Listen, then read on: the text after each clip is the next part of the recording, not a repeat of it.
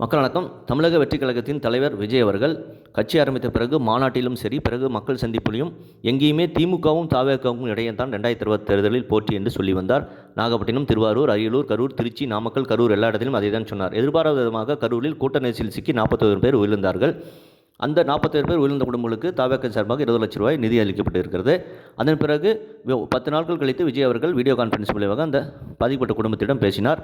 தற்பொழுது உச்சநீதிமன்றம் அந்த சிபிஐ விசாரணை ஏற்பாடு செய்திருக்கிறது, அமைத்திருக்கிறது என்பது நமக்கு செய்தி. ஆனால் விஜய் அவர்கள் இன்றோடு ஒரு மாத காலம் முடிகிறது. இன்று கரூர் மற்றும் திருச்சியில் சந்திக்க காவல்துறையால் தடை ஏற்பட்ட பிறகு இன்று அந்த குடும்பங்களை சென்னையில் மகாலிங்கபுரத்தில் ஒரு தனியார் விடுதியில் சந்திப்பதாக சொல்லப்படுகிறது. இந்நிலையில் அதோடு அவரோட கட்சிக்குள்ளும் பல்வேறு குழப்பங்கள் எழுவதால் அடுத்து என்ன செய்வது என புரியாமல் விஜய் மனதில் தெரிவிப்பதாக கட்சியின் மேல்மட்ட தலைவர் ஒருவர் கூறியிருக்கிறார். அது என்னவென்றால், விஜய் இயக்குவது ஐவரணி தான். யார் என்றால் பொதுச் செயலாளர் விஜயானந்த், புசி ஆனந்த், ஆதவ் அர்ஜுனா, தேர்தல் பிரிவு தலைவர், அவருடைய வீகு வகுப்பாளர் ஜானு ஆரோக்கியசுவாமி, ஐடி விங் தலைவர் நிர்மல்குமார் மற்றும் கொள்கை பரப்பு செயலர் அருண்ராஜ் அவர்கள். இந்த ஐவரணி தான் விஜய்க்கு அடுத்த நிலையில் இருக்கும் இந்த கட்சியை நடத்துவது போல செயல்பட்டு கொண்டிருக்கின்றனர். அவர்களுக்குள்ளேயே ஒருவருக்கொரு அடுத்தவர் சொல்வதை கேட்பதில்லை.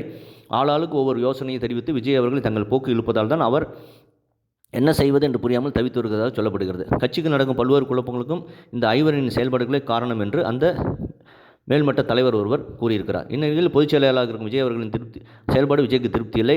உச்சநீதிமன்றம் இந்த தீர்ப்புக்கு சிபிஐ விசாரணைக்கு பிறகு ஆதவ அர்ஜுனாவுக்கு கூடுதல் பொறுப்பு கொடுப்பதாக அவர் முன்வந்துள்ளதாக சொல்லப்படுகிறது. எதை எப்படி இருக்கணும், இந்த கட்சியின் செயல்பாடுகளால் விரக்தியில் இருப்பதால் அரசியல் ரீதியில் அடுத்த கட்ட நகர்வின்றி வீடு மற்றும் அலுவலகத்தில் விஜய் அவர் முடங்கியிருக்கிறார். இது கண்டிப்பாக நல்ல செயல்பாடு செய்ய வேண்டும் என்று அந்த தலைவர் அவர்கள் சொல்லியிருக்கிறார்.